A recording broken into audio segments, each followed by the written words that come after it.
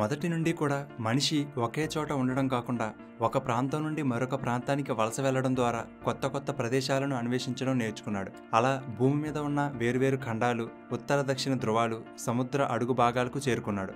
చివరికి ఎక్కడో 3,84,000 కిలోమీటర్ల దూరంలో ఉండే చంద్రుడి మీద కూడా కాలు పెట్టాడు. నెక్స్ట్ ఇప్పుడు మార్స్ మీద అడుగు పెట్టాలని ప్రయత్నం చేస్తున్నాడు. అంతేకాదు, ఇప్పుడు ఎలా అయితే మన బంధువులు విదేశాల్లో ఉన్నారని గొప్పగా చెప్పుకుంటున్నామో అలా భవిష్యత్తులో మన వాళ్ళు మార్స్ గ్రహం మీద ఉన్నారని చెప్పుకునే రోజులు కూడా రాబోతున్నాయి అంటున్నారు శాస్త్రవేత్తలు. వినడానికి ఇది సైన్స్ ఫిక్షన్లా అనిపించవచ్చు, కానీ ఇలాంటి ఎన్నో సైన్స్ ఫిక్షన్లను మనిషి నిజం చేసి చూపించాడు. అయితే నిజంగా మార్స్ మీద నివాసం ఏర్పరచడం సాధ్యమవుతుందా? అయినా ఇన్ని గ్రహాలు ఉండగా, దగ్గరలో చంద్రుడు ఉండగా మార్స్ని ఎందుకు ఎంచుకుంటున్నారు? అసలు మార్స్ మీదకు వెళ్ళడానికి జర్నీ ఎంత కష్టంగా ఉంటుంది? ఇంతకు ముందు మార్స్ మీద జీవం ఉండేదా? నిర్జీవంగా ఉన్న మార్స్ని మనిషి భూమిలా మార్చగలడా? Oxygen, food, water, power, communication ఇలాంటి ఛాలెంజెస్ని ఎలా ఎదుర్కోవాలి? అసలు మార్స్ మీద జీవనం ఎంత కష్టంగా ఉంటుంది? ఇలాంటి ఎన్నో ఇంట్రెస్టింగ్ విషయాలు ఈ వీడియోలో తెలుసుకుందాం. ఇది మార్స్కి సంబంధించిన complete video. So video length ఎక్కువగా ఉండడం వల్ల దీనిని 2 పార్ట్స్గా చేస్తున్నాను. ఈ వీడియో చాలా ఇంట్రెస్టింగ్గా ఉంటుంది కాబట్టి ఎక్కడ మిస్ చేయకుండా కంప్లీట్గా చూడండి. ముందుగా మార్స్ ప్లానెట్ గురించి డీటెయిల్డ్గా తెలుసుకుందాం. తెలుగులో దీనిని అంగారక గ్రహం అంటారు. ఇది సోలార్ సిస్టంలో 4th ప్లేస్లో ఉంటుంది. మెర్క్యూరీ తర్వాత 2వ చిన్న గ్రహం. మన భూమితో పోల్చితే మార్స్ ఎంత చిన్నగా ఉంటుందో ఈ ఫోటో చూసి అర్థం చేసుకోవచ్చు. మార్స్ మీద గ్రావిటీ కూడా చాలా తక్కువగా ఉంటుంది. మన భూమి మీద ఉండే గ్రావిటీలో కేవలం 38% మాత్రమే ఉంటుంది. అంటే భూమి మీద 100 కేజీల బరువు ఉన్న వ్యక్తి అక్కడ 38 కేజీలు మాత్రమే ఉంటాడు. అలాగే మార్స్ మీద ఉండే వాతావరణంలో గాలి విషపూరితంగా ఉండి పీల్చడానికి వీలు లేకుండా ఉంటుంది. ఎందుకంటే అక్కడి గాలిలో 95.32% కార్బన్ డైఆక్సైడ్ ఉండి కేవలం 0.13% మాత్రమే ఆక్సిజన్ ఉంటుంది. మన భూమి చూడడానికి ఎలా అయితే బ్లూ కలర్లో కనిపిస్తుందో అలా ఈ మార్స్ రెడ్ అండ్ బ్రౌన్ కలర్లో కనిపిస్తుంది. ఎందుకంటే మార్స్ ఉపరితలం మీద ఎక్కువ మొత్తంలో ఐరన్ ఉంటుంది. ఆ ఐరన్ అనేది మార్స్ మీద ఉన్న కొద్దిపాటి ఆక్సిజన్తో రియాక్ట్ అవ్వడం వల్ల ఐరన్ ఆక్సైడ్ని ప్రొడ్యూస్ చేస్తుంది. సింపుల్గా చెప్పాలంటే భూమి మీద ఇనుము ఎలా తుప్పు పడుతుందో అలా మార్స్ గ్రహం మెల్లగా తుప్పు పట్టేస్తుంది. దానివల్లనే మార్స్ ఎప్పుడూ రెడ్ అండ్ బ్రౌన్ కలర్లో కనిపిస్తుంది. అందుకే దీనిని రెడ్ ప్లానెట్ అని కూడా అంటారు. మార్స్ మీద ఉండే అట్మాస్ఫియరిక్ ప్రెజర్ అనేది భూమి మీద ఉన్న అట్మాస్ఫియరిక్ ప్రెజర్లో కేవలం 1% మాత్రమే ఉంటుంది. అట్మాస్ఫియరిక్ ప్రెజర్ అంటే సింపుల్గా చెప్పాలంటే మన వాతావరణంలో ఉండే గాలికి కొంత బరువు ఉంటుంది. ఆ బరువు అంతా మన మీద పడి కొంత ప్రెజర్ క్రియేట్ అవుతుంది. అదే అట్మాస్ఫియరిక్ ప్రెజర్. అయితే మార్స్ మీద ఉన్న అట్మాస్ఫియర్ చాలా పలుచగా ఉంటుంది. అందుకే అక్కడ అట్మాస్ఫియరిక్ ప్రెజర్ చాలా తక్కువ. మార్స్ మీద ఈ ప్రెజర్ ఎంత ఉంటుందో ఫీల్ అవ్వాలంటే మన భూమి మీద సుమారుగా 45 కిలోమీటర్ల ఎత్తుకు వెళ్తే అక్కడ ఎంత ప్రెజర్ ఉంటుందో మార్స్ మీద అంత అట్మాస్ఫియరిక్ ప్రెజర్ ఉంటుంది. ఇక టెంపరేచర్ విషయానికి వస్తే భూమి కన్నా మార్స్ సూర్యుడికి చాలా దూరంగా ఉండడం వల్ల మార్స్ మీద టెంపరేచర్ యావరేజ్గా -65 డిగ్రీ సెల్సియస్ ఉంటుంది. ఇది ఒక్కొక్కసారి -150 డిగ్రీ సెల్సియస్ కూడా చేరుకుంటుంది.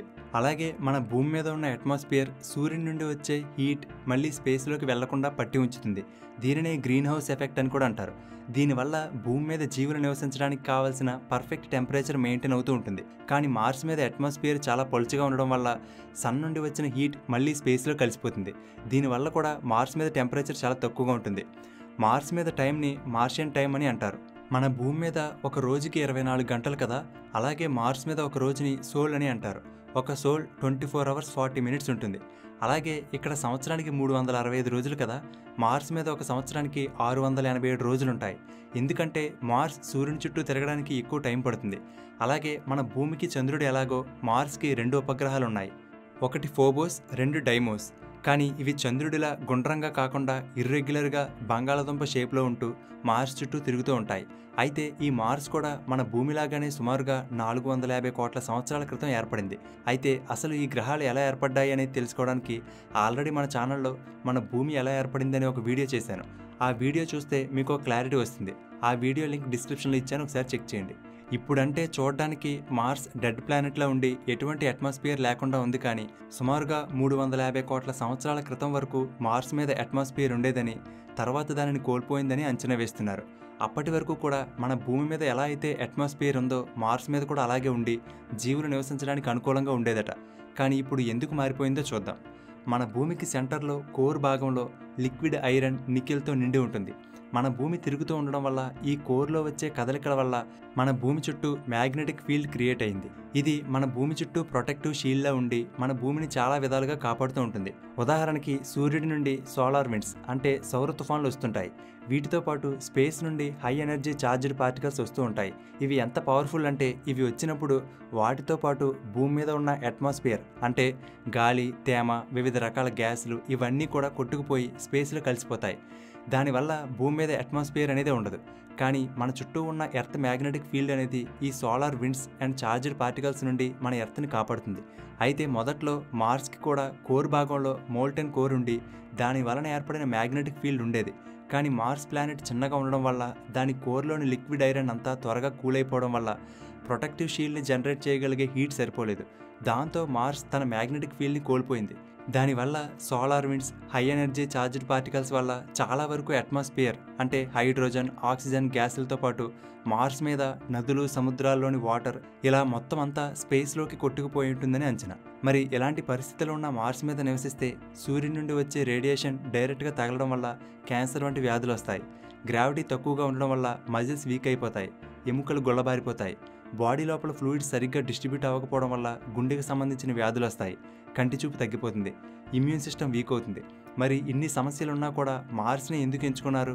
మనకు చాలా దగ్గరగా చంద్రుడు ఉన్నా కూడా ఎందుకు మార్స్ మీదే నివాసం ఏర్పరచుకోవాలనుకుంటున్నారు అనేది ఇప్పుడు తెలుసుకుందాం.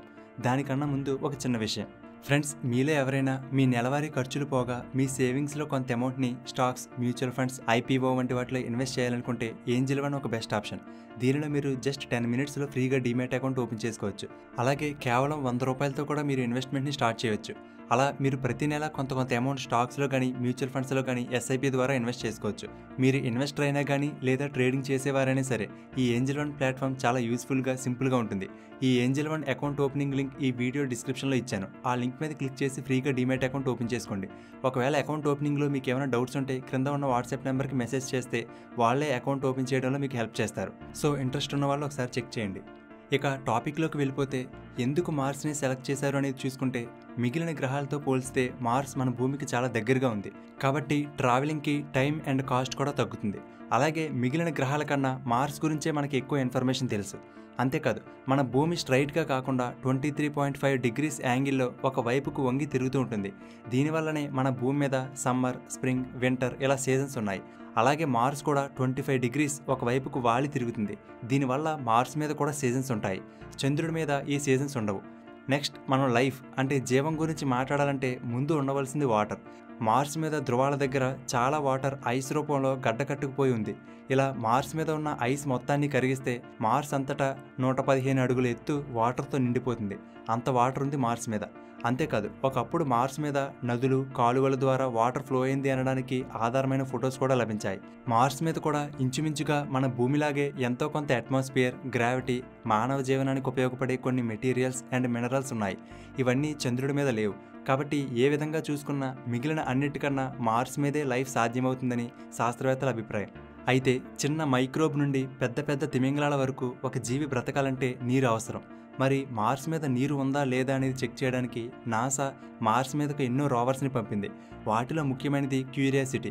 ఇది 2012లో మార్స్ మీద ల్యాండ్ అయింది. ఇది సుమారుగా ఒక కార్ అంత సైజులో ఉంటుంది. ఇది మార్స్ మీద తిరుగుతూ అక్కడ ప్రదేశాలను ఫొటోస్ తీసి భూమి మీదకి పంపిస్తుంది. ఇప్పుడు మీరు చూస్తున్న ఈ ఫోటోలన్నీ కూడా మార్స్ మీద నుండి క్యూరియాసిటీ పంపిన ఫోటోలే. అలా క్యూరియాసిటీ పంపిన ఫోటోల ఆధారంగా ఒకప్పుడు మార్స్ మీద వాటర్ ప్రవహించింది అని శాస్త్రవేత్తలు గుర్తించారు. అంతేకాదు క్యూరియాసిటీ రోవర్ మార్స్ వాతావరణంలో మీథేన్ గ్యాస్ ఉన్నట్లు గుర్తించింది. ఈ గ్యాస్ బ్రతికి ఉన్న జీవుల నుండి ప్రొడ్యూస్ అవుతుంది. కాబట్టి మార్స్ మీద కూడా ఇప్పుడు లేదా ఇంతకు ముందు ఏవైనా జీవులు ఉండి ఉండవచ్చు అనేది సైంటిస్టుల అనుమానం. ఇక్కడ జీవులు అంటే మనకు సినిమాల్లో చూపించినట్టుగా పెద్ద పెద్ద ఏలియన్స్ అని కాదు. జస్ట్ బ్యాక్టీరియా, ఫంగై, వైరస్ వంటి మైక్రోబ్స్ వంటివి. సో అక్కడ ఉన్న మట్టిలో కానీ లేదా గడ్డకట్టిన మంచులో కానీ లేదా భూమి లోపల పొరల్లో వీటి అవశేషాలు దొరకవచ్చు. కాబట్టి అక్కడి వాతావరణానికి కూడా అలవాటు పడిన మైక్రోబ్స్ వంటి జీవులు ఏమైనా ఉన్నాయని తెలుసుకోవడానికి నెక్స్ట్ పర్సెవరెన్స్ అనే మరొక అడ్వాన్స్డ్ రోవర్ని పంపారు. ఇది 2021లో మార్స్ మీద ల్యాండ్ అయింది. అయితే ఈ రోవర్ని ఎక్కడ పడితే అక్కడ కాకుండా పూర్వం జీవం ఉండడానికి ఎక్కడ ఎక్కువ అవకాశం ఉంటుందో ఆ ప్లేస్లో ల్యాండ్ చేయాలని అనుకున్నారు. దానికోసం మార్స్ మీద కొన్ని వందల ప్లేస్లను స్టడీ చేసి చివరికి జెజెరో క్రేటర్ అనే ప్లేస్ని సెలెక్ట్ చేసి అక్కడ ఈ రోవర్ని ల్యాండ్ చేశారు. ఈ ప్రాంతాన్ని ఎందుకు సెలెక్ట్ చేశారంటే కొన్ని వందల కోట్ల సంవత్సరాల క్రితం ఇక్కడ ఒక ఉల్క ఢీకొట్టడం వల్ల దాదాపుగా 48 కిలోమీటర్ల డయామీటర్ ఉన్న ఒక సరస్సు లాంటి డెల్టా ప్రాంతం ఏర్పడింది. అంతేకాదు దీనిలోకి నీరు ప్రవహించింది అన్నట్లుగా గుర్తులు కూడా ఉన్నాయి. భూమి మీద కూడా అలాంటి డెల్టా ప్రాంతం నుండి కొంత మట్టిని తీసుకుని మైక్రోస్కోప్లో టెస్ట్ చేస్తే అక్కడ డైనోసార్లు పుట్టడానికన్నా ముందు అంటే ఈ భూమి మీద జీవం పుట్టిన మొదటి దశలో ఏర్పడిన మైక్రోబ్స్ని కనుక్కున్నారు. కాబట్టి మార్స్ మీద కూడా ఈ ప్రాంతంలో అలాంటి జీవులకు సంబంధించిన ఏవైనా దొరకచ్చు. అందుకే పర్సెవరెన్స్ రోవర్ని ఇక్కడ ల్యాండ్ చేశారు. ఈ రోవర్కి 23 కెమెరాలున్నాయి. అలాగే మెయిన్ కెమెరాకి లేజర్ కూడా ఉంటుంది. ఇది రాళ్లను కరిగించి వాటి కంపోజిషన్ని అనలైజ్ చేస్తుంది. ఈ రోవర్ దానికి ముందు 5 మీటర్ల వరకు ఉన్న ప్రాంతాన్ని ఫోటో తీసుకుని ఎటువైపు వెళ్లాలో డిసైడ్ అవుతుంది. అలా ఒక రోజుకి కొన్ని మీటర్ల దూరం మాత్రమే ప్రయాణిస్తుంది. రాత్రిపూట ఈ రోవర్ కదలకుండా ఉండిపోతుంది. నైట్ టైంలో పగలంతా కలెక్ట్ చేసిన ఫొటోస్ని డేటాని భూమి మీదకి పంపుతుంది. అలాగే భూమి మీద నుండి నెక్స్ట్ డే చేయవలసిన పనులు ప్రోగ్రామ్స్కి సంబంధించిన డేటా అంతా రిసీవ్ చేసుకుంటుంది. అయితే ఈ రోవర్ పనిచేయడానికి కావలసిన పవర్ కోసం సోలార్ ఎనర్జీ మీద ఆధారపడవచ్చు. కానీ ఇక్కడ ప్రాబ్లం ఏమిటంటే మార్స్ సూర్యుడి నుండి చాలా దూరంలో ఉంది. అంత దూరంలో ఉన్న సూర్యుడి నుండి సోలార్ ఎనర్జీ పొందాలంటే ఎక్కువ ఏరియా ఉండే సోలార్ ప్యానెల్స్ కావాలి. సో అది వర్కౌట్ అవ్వదు. అందుకే దీనిలో థర్మో ఎలక్ట్రిక్ జనరేటర్ని యూజ్ చేశారు. దీనిలో ప్లూటోనియం 238 రేడియో యాక్టివ్ డికే వలన ప్రొడ్యూస్ అయిన హీట్ ఎలక్ట్రిసిటీగా కన్వర్ట్ అవుతుంది. ఇలా న్యూక్లియర్ పవర్ సోర్స్ ద్వారా ఇది వర్క్ అవుతుంది. అలాగే మార్స్ మీద అంతా కూడా రాళ్ళు గుట్టలు వంటివి ఉంటాయి. కాబట్టి ప్రతి చోటుకు ఈ రోవర్ చేరుకోలేదు. అందుకే ఒక డ్రోన్ లాంటి పరికరాన్ని కూడా ఏర్పాటు చేశారు. ఇది రోవర్ వెళ్ళలేని ప్రాంతాలకు వెళ్ళి అక్కడి ప్రదేశాలను రీసెర్చ్ చేస్తుంది. అంతేకాదు సైంటిస్టులు దీనిలో మాక్సీ అనే ఒక డివైస్ని ఏర్పాటు చేశారు. ఇది మార్స్ మీద ఉన్న కార్బన్ డైఆక్సైడ్ని మనం పీల్చగలిగే ఆక్సిజన్లా మార్చగలమా లేదా అనేది టెస్ట్ చేయడానికి ఇది యూజ్ అవుతుంది. కార్బన్ డైఆక్సైడ్ అంటే CO2 కదా. దీనిలో ఒక కార్బన్ 2 ఆక్సిజన్ యాటమ్స్ ఉంటాయి. దానిలో నుండి ఒక ఆక్సిజన్ యాటమ్ని వేరు చేయగలగాలి. ఇప్పుడు ఈ సింగిల్ ఆక్సిజన్ యాటమ్ని మరొక ఆక్సిజన్ యాటమ్తో కలిపి O2 అంటే పీల్చగలిగే ఆక్సిజన్లా మారేలా చేయడమే దీని పని. అయితే మార్స్ మీద ఇంతకు ముందు జీవించిన జీవులకు సంబంధించిన అవశేషాలు ఉన్నాయేమో తెలియాలంటే అక్కడ ఉన్న మట్టి శాంపిల్స్ని టెస్ట్ చేయాలి. కానీ దానికి కావలసిన మైక్రోస్కోప్లు ఈ రోవర్లో లేవు. అలాగే అక్కడికి తీసుకువెళ్ళలేం కూడా. అందుకే ఈ రోవర్ కొన్ని రాక్ శాంపిల్స్ని కలెక్ట్ చేసి వాటిని టైటానియం ట్యూబ్లో ప్యాక్ చేసి సీల్ చేసి ఉంచింది. నెక్స్ట్ దాదాపుగా 2027లో ఫెచ్ అనే మరొక రోవర్ని పంపబోతున్నారు. ఇది ఆ శాంపిల్స్ని కలెక్ట్ చేస్తుంది. అలా 2030 నాటికి ఆ రాక్ శాంపిల్స్ మన భూమి మీదకు వచ్చే అవకాశం ఉంది. అప్పుడు వాటిని మన వాళ్ళు టెస్ట్ చేసి ఏవైనా జీవులకు సంబంధించిన అవశేషాలు ఉన్నాయేమో చెక్ చేస్తారు. ఇలా మానవులను మార్స్ మీదకి పంపడానికి ముందే సైంటిస్టులు మార్స్ మీద ఉన్న పరిస్థితులను ఈ రోవర్స్ ద్వారా అర్థం చేసుకుంటున్నారు. ఇక నెక్స్ట్ మనుషులను మార్స్ మీదకి పంపడమే. మార్స్ మీదకు మనుషులు ఎలా పంపబోతున్నారు, ఆ జర్నీ ఎంత కష్టంగా ఉంటుంది, ఎన్ని ఇబ్బందులు ఉంటాయి అనేది నెక్స్ట్ వీడియోలో తెలుసుకుందాం. ఫ్రెండ్స్, చివరిగా మీలో ఎవరైనా స్టాక్స్, మ్యూచువల్ ఫండ్స్, IPO వంటి వాటిలో ఇన్వెస్ట్ చేయాలనుకుంటే ఈ వీడియో డిస్క్రిప్షన్లో Angel one account opening link ఇచ్చాను, ఒకసారి చెక్ చేయండి. ఇది ఫ్రెండ్స్, ఈ వీడియో మీకు నచ్చితే లైక్ చేయండి. అలాగే మీ ఫ్రెండ్స్ అందరికీ షేర్ చేయండి. ఒకవేళ మీరు మన భూమి ఎలా ఏర్పడింది అనేది తెలుసుకోవాలనుకుంటే ఆల్రెడీ మన ఛానల్లో ఒక వీడియో చేశాను. ఆ వీడియో లింక్ డిస్క్రిప్షన్లో ఇచ్చాను, ఒకసారి చెక్ చేయండి. అలాగే నెక్స్ట్ అప్లోడ్ చేయబోయే పార్ట్ 2 వీడియో మిస్ కాకుండా చూడడానికి మన తెలుగుబడి ఛానల్కి సబ్స్క్రైబ్ చేసుకుని పక్కనే ఉన్న బెల్ బటన్ యాక్టివేట్ చేసుకోండి. తెలుగుబడి నుండి ఎప్పటికప్పుడు అప్డేట్స్ని పొందడానికి వాట్సాప్, ఇన్స్టాగ్రామ్, ఫేస్బుక్, టెలిగ్రామ్లో తెలుగుబడిని ఫాలో అవ్వండి. వాటి లింక్స్ కూడా డిస్క్రిప్షన్లో ఇచ్చాను, చెక్ చేయండి. Thank you for watching.